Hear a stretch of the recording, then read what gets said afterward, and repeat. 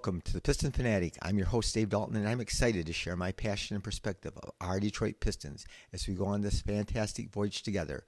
I've been a diehard Piston fan since the days of Dave Bing and Bob Lanier, and I want to shout out to my sister Ann. She was at an antique store, and she purchased some press programs from the Pistons, and here's one from the 73-74 season, and who's on the cover? Dave Bing and Bob Lanier, two of the all-time Piston greats, and it's really cool going through that and reading about the players that I watched. You know, when I first started being a Piston fan, she also got me one. Here's one with Chuck Daly when he was Pistons coach, but those were really cool. So anyway, we are going to talk today about Media Day and also a little bit about the first 2 days of practice. And there's so much to cover, so many things said, but it really does hit you when you get to hear the players and each one of them get interviewed about how they're people. They're not just these machines or robots that play basketball. And, you know, we talk about them as, you know, this guy can't play defense, this guy can't shoot, you know, and like I said, people always get mad and they like despise James Wiseman or Marvin Bagley, and, you know, they're just people that are just trying to do a job. But anyway, yesterday was the first day of practice. Today I'm doing this on Wednesday, but Monty said we threw a lot at them today for sure. One, I think they can handle it, and two, I want to try to see who can and who can't pick up on stuff. So I think that's, you know, they have been given a lot. I think, like I said, I think the coaches, I'm not sure what the limitations are in the preseason, but I know our coaching staff has been in the gym watching them and talking to them. Monty even went out to Rico Hines with the team and just to support them and watch them and stuff. And so I really love that because you really get a chance to get a feel of who the people are by watching them in certain situations and to evaluate. In high school, I used to always use the summer as an evaluation period for my team to know what I could do and couldn't do. But all the talk, though, at Media Day and this last couple of days is about defense, and we've heard Troy. That's certainly a huge priority for Troy is the defense. And Monty came out, you know, blazing, saying, I think that we can guard the ball better than we've shown, which, like last year, one of our rules is if you can't guard two dribbles, you probably can't play. So what are you saying there? And I watched Piston games last year, and we did not have our full roster playing most of the year, and we've added some really good players, but we were attacked off the dribble way too much. Teams shot way too many layups, and I do think in the NBA, today's NBA, the games are higher scoring, and one of the problems is that teams can't help out on defense because teams that have good three-point shooters, the defense is not leaving their man to help out, so they rather give up a layup than a three. So anyway, he's saying that, you know, the two dribbles means the first two dribbles is when you're going to get attacked. If somebody catches the ball out of the three-point line, they can blow by you in two dribbles. So they're putting a big emphasis on taking away the two dribbles, and he even talked about what their process is for that the players know exactly how they need to do that. But he said if you're a blow-by guy on defense, you're just going to have a tough time playing because you have to play great defense to play on our team. So, and it makes everybody jumps to think, who is he talking about? Or is he talking about anybody? But we know that, you know, Bogey and Sadiq and Jaden Ivey, they all got blown by last year a lot. But I love that Monty came out and said, though, in a separate time, he said, Jaden Ivey's communication is so much further along than most players his age on defense he's talking about. He says his willingness to guard the ball is also impressive. He says his trash talk after he gets a stop is pretty cool. And so that's good to hear. And I talked before, I just, you know, we try to project in who's going to do this and who's going to do that. And everybody's going to say, oh, yeah, you know, Stu's worth the contract if he shoots the three. But we don't know if he's going to shoot the three. And I can say I think that Jaden Ivey's going to be a much better defensive player based on the fact that he's a freak athlete and that he cares so much about winning and being a better player. And so I just think that he's going to do that. But another huge thing that came out that's got everybody all up in arms about is Monty said that he thought Jalen Duren could log some minutes at the four if they go big. And I know that everybody in Piston land, Piston Nation, they are adamant. Most all of them hate the fact of playing two bigs, and they don't even think that Duren can play the 4. But Monty doubled down on that today. He said Stu and Duren have been leading the charge when he's talking about their leadership on the court, because they're both been loud, communicating during practices, and they both play so hard in terms of setting the tone with workouts and such. And anyway, but he's also come back and said that he thinks that those two both can be interchangeable, and he even called them out in front of the team and said these two guys got their work cut out for them, because they're going to have to know to be able to play the 4 and the 5 on offense and defense. And so that comes with a lot of responsibility, but there's a lot of learning there. And so anyway, that's going to be fascinating. And nobody thought that that's not even been discussed this summer. Everybody's discussed and debated ad nauseum about could Bagley play the 4 or could Wiseman play the 4, and Stu's got to play the 4 and everything. But now nobody saw this coming, where Duren might end up playing the 4. Well, in the game against the FIBA USA team, Duren made a 3 from the corner, and we saw him make a 3 from the corner in Rico Hines, and so he's 2 for 2. But of course, they just were showing highlights. But also, here's the thing: Duren is, again, he's a freak of nature, but he is a highly intelligent player for being somebody so young, and he has got so many great instincts and so much natural talent that I've said this, I wanted him to play more and more last year, and they didn't always play him, but we're just scratching the surface. But we've seen enough things where he makes great passes.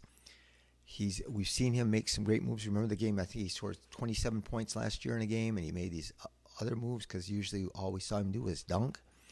But he's got a lot to him. There's a lot there. I mean, I saw some highlights of him in 8th grade coming down in transition on a fast break and throwing a behind the back bounce pass to a teammate. So this guy's got talent. So he can. They're thinking he might play the 4 when either Bagley or Wiseman are playing the 5. So and this is all experimenting. It may or may not happen. I mean, obviously Monty's a smart guy, and he's not going to do something that's not going to work, but it's certainly something that they're exploring, and it will be fascinating to see what ends up happening.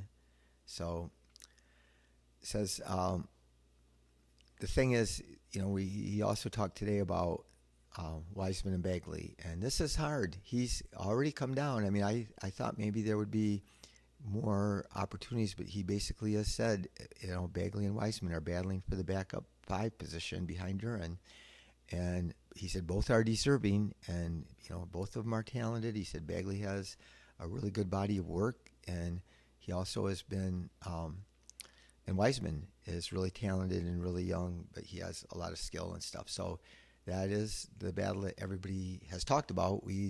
Most of us have anticipated that they're not going to play those two guys at the 4. So it'll be interesting what happens. One thing, and I've said this a while back, is that we're in good shape. I mean, if we trade one, then we trade one. And if we can get some value for one, that's fine. But as long as this year we have them, the chances are that Duren, Bagley, or Wiseman, that one of them is going to be hurt off and on. And then we have just the right number of 5s. So you need a backup 5. And if Stu gets hurt and he decides that we need a bigger lineup, then maybe Duren will get slid over to the 4. But again, it's all up in the air. But I know it's got everybody kind of geeked, because I know, again, Piston fans do not want to see the 2 big lineup. So, and neither do most of the podcasters. But so other things that came out is that how together this team is, and I know Marcus Sasser said how this is kind of like a college team. They've spent all this time together, and they feel like a family. And I think that is very true. Everybody's, you hear multiple people saying that and talking about that. And we do have 2 great leaders, and I know that CADE said, I think, he's talking about Monty. He said, I think we see a lot of things in basketball the same way, that him and Monty see basketball a lot the same way. But he said, but the main thing I like, the way that he carries himself outside of coaching, connecting with people, just talking to people, it's amazing to watch. It's easy to follow somebody like that, and I'm excited to play for him and learn so much more from him. And I do really believe that's a cool thing, and that is, if you haven't listened to my last episode prior to this, it's talked about how Monty's the perfect leader for us. And Ivy came out and said, I'm blessed to be able to say he's going to be my coach this year and for a long period of time. I have so much gratitude that I'll be able to learn from him. And everything you hear about Ivy is about how big his heart is. And and I think sometimes it is going to be occasionally a detriment, but for the most part, it is going to be a positive thing. But he's really passionate and really caring, and he's getting married. He has a 7-month-old that he's excited about, that he's going to get to watch him play someday. But I just think that he, cares about other people so much, and he's all bought into, he has such an admiration for CADE, and he has such an admiration for Monty, and I think all the players do because of who he is. And like I said, like CADE, I said, how he handles himself. And anyway, Monty is talking about a lot of the players having more versatility. He said, I think we do have versatility. I think Jalen is a guy that is going to be able to play the 5. Jalen's going to be able to play the 5 spot and the 4 spot. And so he said that earlier. And he said CADE will be able to play on the ball and off the ball. And Ivy will play with the ball and off the ball. So we wondered about how that was going to work. And I still would anticipate that CADE is going to get a high percentage of the usage. But I think that Ivy showed us last year that he is capable of it. So Monty said with CADE, I've been really impressed with him and his level of coachability. It doesn't matter what coach he's with or what drill he's doing. It's almost like he's still in high school with how he listens. And, I always talked about how the culture CADE creates, and this is it. The people, his teammates watch him acting like this. And then I talked about in an episode about how CADE carries himself, and about what a great leader he was, and I think that shines through. But the Monty came out though and said that the 2 guys that were really leading the team, forcefully were Duren and Stu, and that those, as much as I'm not all 100% in, I have countless times said about, as a coach, Stu is the guy you want on your team. He's the kind of guy that he plays so hard at every second of every drill of every game, and you just can see it just coming out of his body that he's like the Incredible Hulk. He just is something else. But he also is a verbal leader, and I think that's going to really go a long ways on our team. Another thing about CADE, we've heard her talk about his strength, but Livers talked about how playing CADE one-on-one this summer, how much stronger he is. And that you could just feel it, the force that when he hits you, that it's different. He's stronger, significantly than he was last year. And it is heartbreaking about Isaiah Livers that he sprained his ankle, and it's grade 3, which is not good. It's 6 to 8 weeks he could be out, and he is just nothing but injury. His senior year of college, he was injured, and so he didn't get to play. It made him slide in the draft. His rookie year, he missed most of it. He got hurt last year. So he's hardly got a chance, but I know that Monty still is a big fan of his, and he's watched him in the summer and said how he was progressing and how well he's playing and all the attributes that we already know, that he can shoot it, that he's a good defender, he talks, he moves the ball. He said he's perfect for the .5 offense where you got to move the ball quickly, and we knew that even before Monty was the coach.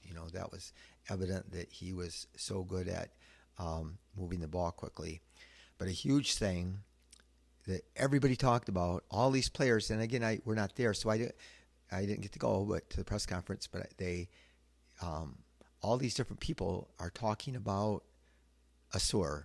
And, I've said I anticipate that he's going to go to camp, and he is just it's going to be undeniable that he deserves to play right away, and that he is such a freak athlete, and that he just has so many things that he can offer. And CADE said, I feel like the first thing you notice about him is that it doesn't feel. Oh no, I'm sorry. This is about Ausar talking about CADE.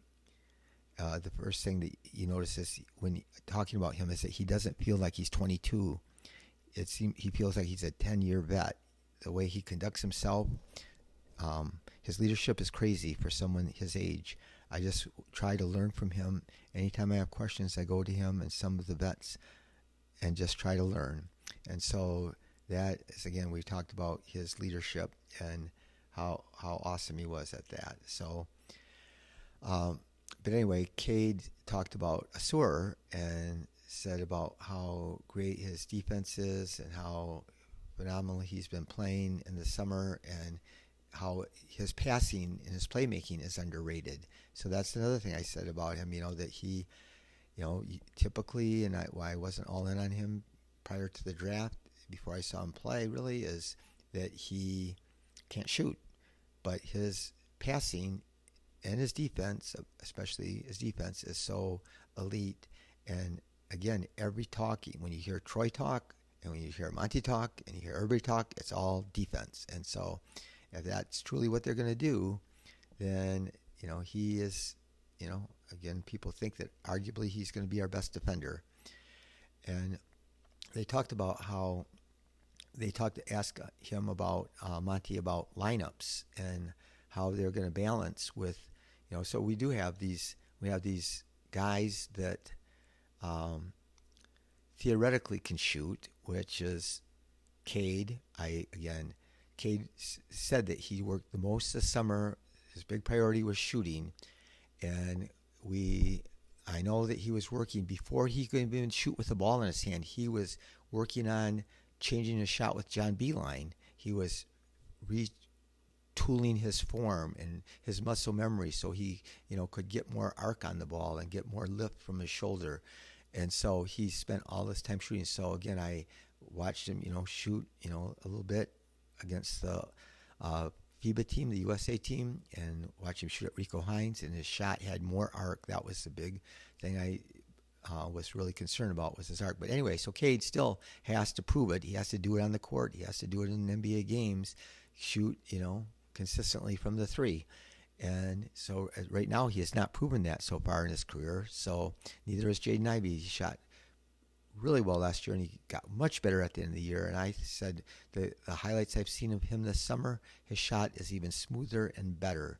So I'm hoping he is. But again, it's a little bit theoretical. Stu is, we need him to shoot the three, and he had some good months and he had some bad months, and the bottom line was he shot 31% from three. And so if he does that, and it's going to be hard to keep him out on the court as a four, but I think that's going to happen. So anyway, but Monty's talking about, so you have to have these lineups out there, and if you have, you got to balance it. The problem with it is the guys that are our best three-point shooters, Joe Harris and Bojan Bogdanovic, they're two of our worst defenders. And so Monty said that we just have to balance it and figure it out. So it's going to be fascinating to see how he does his lineups. So, because he said you can cover up, if you have a weak defender out there, if you have other good defenders out there. So obviously I don't anticipate seeing a lineup where Joe Harris and Bojan are going to play in the same lineup together, and that they're going to have somebody like Ausar that can help cover up for things. And again, we do have to hope that Duren gets to be a better defense. I still get fascinated why Duren was not that great on defense last year, and I know he is the most talented of all of our big players by far, and we have some athletic guys, but I do think that he has the more upside, but he still has not shown it. He still is slow to react and get in to help, just like Bagley and Wiseman. And anyway, we need him to be good, and we need Stu to be good, protecting the paint so that we can play some of our shooters. And obviously, Ausar, he's probably not going to be a really good shooter this year, but we still need to figure out lineups, and it's going to be a juggling act for Monty, and especially when you're, adapting and adjusting to a brand new group of players. The preseason is going to be real important, and hopefully they can figure things out quickly when we get to the beginning of the season so that we can get off to a good start. So we also know that Ausar, all the players basically said, I know Stu said that Ausar has been so phenomenal and he's just a great basketball player and he thinks he's ready to play day one. Also interesting, I love the quotes from Joe Harris. He ended up being the go-to guy for Ausar. Asaur's picked his brain, and they are right next to each other's lockers, and I love the way that Joe Harris said that I'm not going to change my approach whether I get to play a lot of minutes or don't get to play any minutes. I'm still going to be doing whatever I can to help this team win, and it just sounds like he's a great guy with a real good attitude, and so we'll see what happens there. I know that Marcus Morris, it was interesting. He talked about how these guys playing together, and he said since his days in Denver when they had that really great team, the guys that are on the championship team right now, but it was a few years ago when they went to play pickup ball, and he said this year, we have like 15 guys in there, and usually that's not common. Usually there's a lot of guys coming in and out of NBA facilities, and they scrimmage and stuff, but he said this year it's so competitive, and you can't even tell the first string from the second team sometimes. But we got 15 guys going at it hard all the time. And it reminded him of those Denver days with those guys before they became the team that won the world championship this past year. It's also pretty funny that they asked him, he changed his number. Burks had his number, and so they changed. So Burks is going to go from number 5 to 14, and so Morris is going to be number 5. And one of the reporters asked Burks if he had that, if Morris paid him handsomely, paid him a bunch of money so that he would switch numbers. And that's what happens in the NBA and all sports. If a new player comes over to another team and they really want a certain number real bad, they will ask the player that currently has that number, and a lot of times they will give him some money for it. And anyway, Burke said that can neither be confirmed or denied. So that was just a funny moment that happened at camp that I think, again, it's a cool thing. So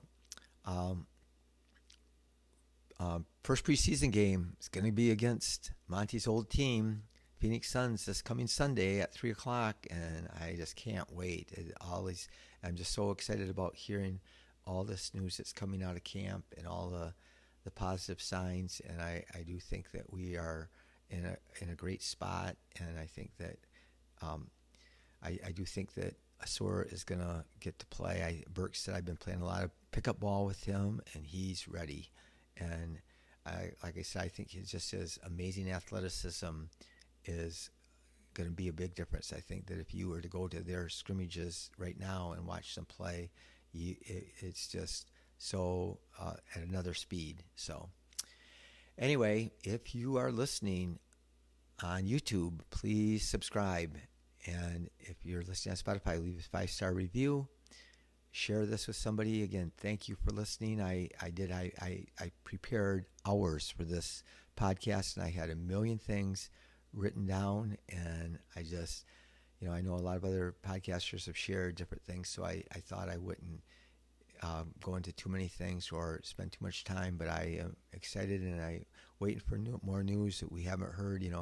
I did think there was a really good chance that there might be a trade just before training camp, but I do think that maybe like the thing with Bojan, I can't believe that all these teams, there's a whole bunch of good teams in the NBA that are they need to try to catch up with Boston after Boston got Holiday and Porzingis, and then the Bucks, they got Damian Lillard.